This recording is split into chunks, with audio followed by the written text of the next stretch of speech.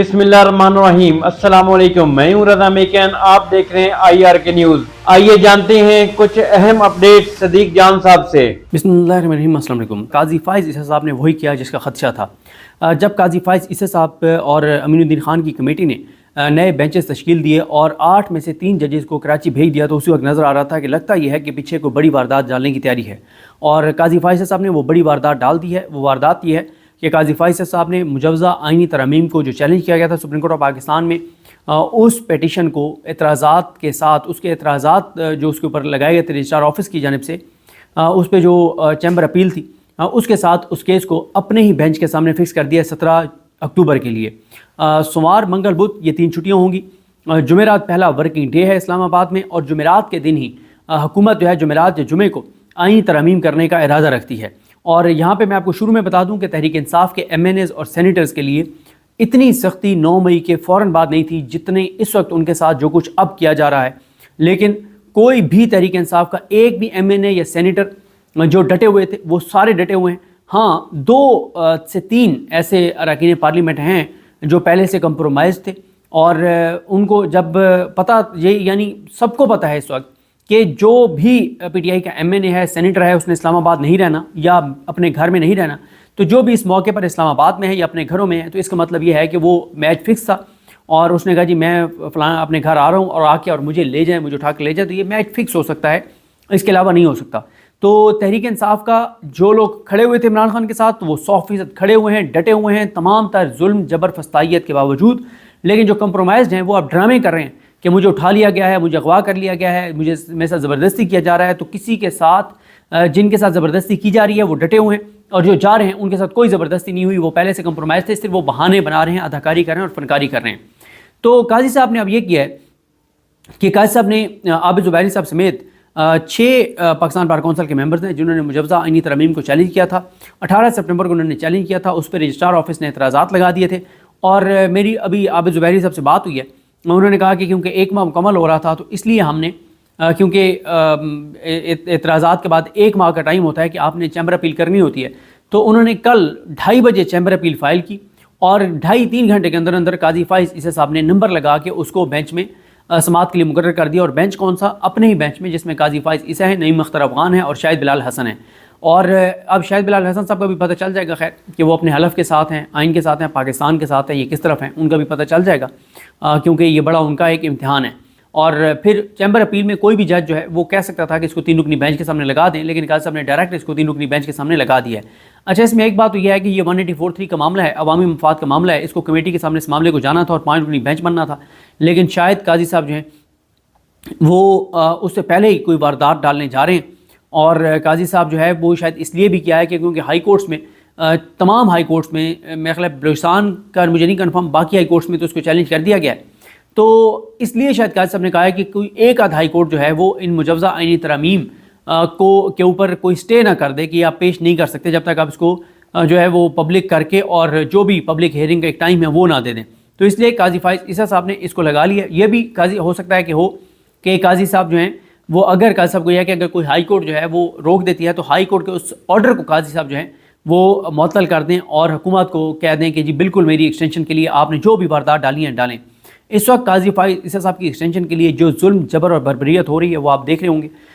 आगा server जो हैं उनके वाले से एक फ़ेक न्यूज़ आई कि उनको रिहा कर दिया गया, नहीं हुआ। उमर मलिक, उनके वाले से अनवर पन्नू साहब ने अपने ऑर्डर में लिख दिया है कि उनके जिस्म के ऊपर जो है वो टॉर्चर के निशानात हैं, और उन्होंने लिखा हुआ है कि किस तरह से उनके ऊपर तशद्दुद हुआ है और वो सारी चीज़ें। यानी देखिए, काजी फ़ाइज़ ईसा की एक्सटेंशन के लिए आगा सरवर उठाया गया, हसनैन रफ़ीक नया पाकिस्तान वाला, उसके घर छापा पड़ा, वो बच गया, धावा बोला गया उसके घर के ऊपर, वो हसनैन रफ़ीक बच गया।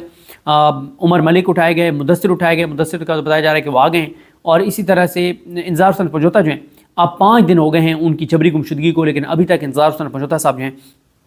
उनकी बाजियाबी नहीं हो सकी। तो ये इस वक्त सूरत हाल है, ये सब कुछ। और तहरीक इंसाफ के जो MNAs के साथ जो उनके घरों पर छापे मारे जा रहे हैं। अच्छा, फिर ये ना पता नहीं किसको बेवकूफ़ समझते हैं कि पहले अज़मा बुखारी से बयान दिलवा दिया कि सैफुल अब्रो अगवा हो गए और फिर वो गिरफ़्तारी भी उनकी डाल दी गई कि वो गिरफ़्तार भी हो गए हैं। तो ये सारे का सारा मैच फिक्स है। कोई इस वक्त, मैंने आपको बताया ना कि ये बात सब तहरीक इंसाफ के MNAs को पता है, और आपको पता है होगा सबको कि ये तहरीक इंसाफ का बाकायदा ये एक नोटिफिकेशन आया था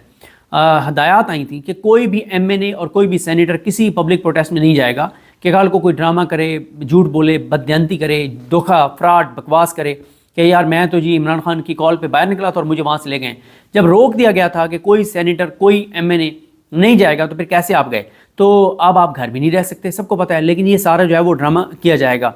اور قاضی صاحب نے، اب کچھ لوگ یہ بھی کہتے ہیں کہ شاید قاضی صاحب جو ہیں یہ اس لیے بھی قاضی صاحب نے کیا ہو کہ قاضی صاحب کو یہ نظر آ رہا ہو کہ نمبر اگر گیم پورا نہیں ہوتا تو قاضی صاحب کو ایسا آرڈر کر دیں کہ یہ ضرورت نہیں ہے کرنے کی، یا اس پہ اسٹے کر دیں یا کچھ بھی کر لیں یہ وہ، لیکن اس کے چانسز مجھے کم نظر آتے ہیں۔ اور یہ قاضی صاحب نے اس لیے لگایا ہے کہ وہ اپنی ایکسٹینشن کے لیے ایک جو بڑا حملہ پاکستان کے آئین پر ہونے جا رہا ہے اس میں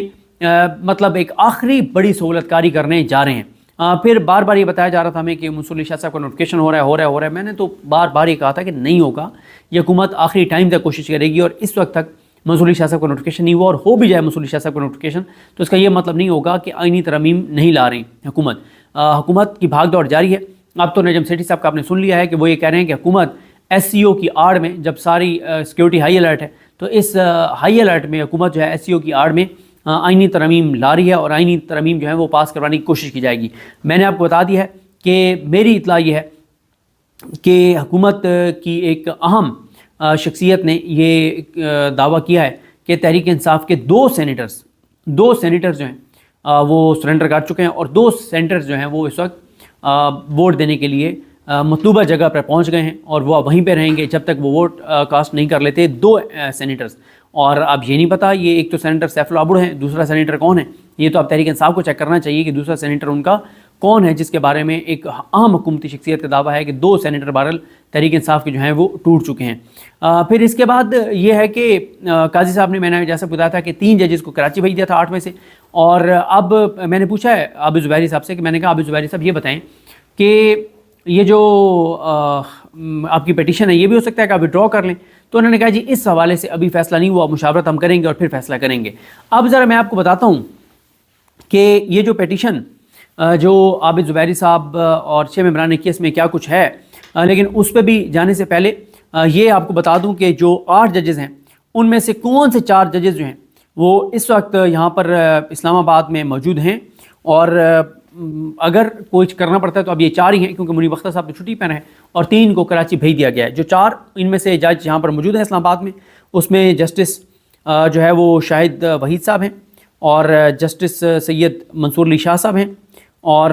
منصور علی شاہ صاحب ہیں، ایک منٹ سوری یہ میں اس میں منصور علی شاہ صاحب، عائشہ ملک صاحبہ، عطر من اللہ صاحب اور شاہد وحید صاحب، یہ 4 جج ہیں ان 8 میں سے جو اسلام آباد میں موجود ہیں، اور ایک ہو گئے منیب اختر صاحب، وہ چھٹی پہ ہیں، اب یہ نہیں پتا کہ چھٹی پہ وہ اسلام آباد میں ہی ہیں یا وہ کراچی چلے گئے ہیں، اور 3 جو ہیں وہ جج جو ہیں ان کو کراچی بھیج دیا گیا، محمد علی مظہر صاحب کو، عرفان سعادت خان صاحب کو اور سید حسن اظہر رضوی صاحب کو، یہ 3 جو ہیں وہ کراچی بھیج دیے گئے ہیں۔ وہ قاضی صاحب نے جو مجوزہ آئینی ترامیم کی پیٹیشن لگائی ہے اس پیٹیشن میں کیا کچھ ہے جس کو کہا گیا ہے، یہ پہلے تو یہ آپ کو بتا دوں کہ یہ 6 ممبر ہیں پاکستان بار کونسل کے، جس میں عابد زبیری صاحب ہیں، شفقت محمود چوہان صاحب ہیں، شہاب سرکی صاحب ہیں، چودھری اشتیاق احمد خان صاحب ہیں، طاہر فراز عباسی اور منیر احمد کاکڑ،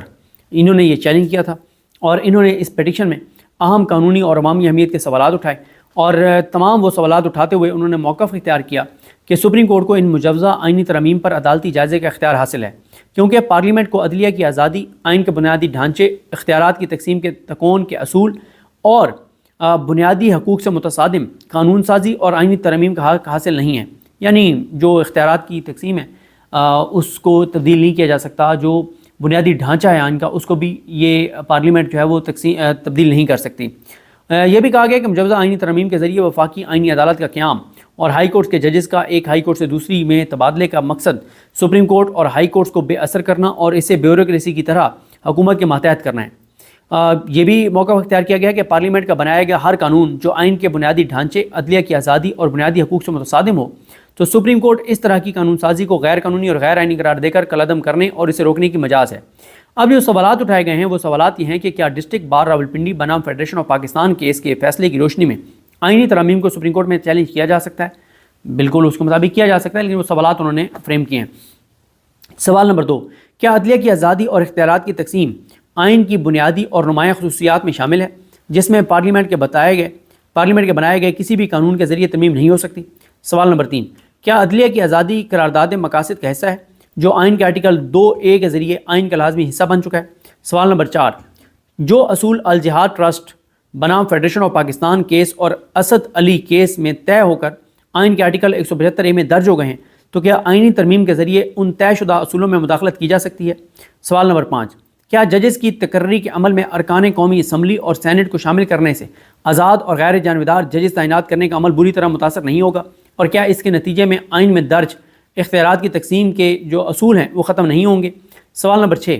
کیا آئین کی بنیادی اسکیم کے مطابق اور آئین کے آرٹیکل 68 اور 69 کے تحت مقننہ اور عدلیہ سمیت ریاست کے یہ دونوں جو ہیں عدلیہ اور مقننہ کیا ریاست کے دو الگ الگ ادارے نہیں ہیں؟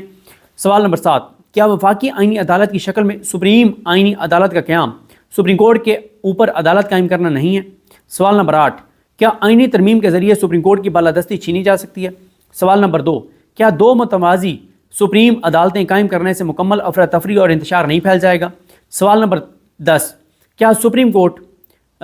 سپریم کورٹ قومی اسمبلی کو آئین میں ترامیم کے لیے مسودہ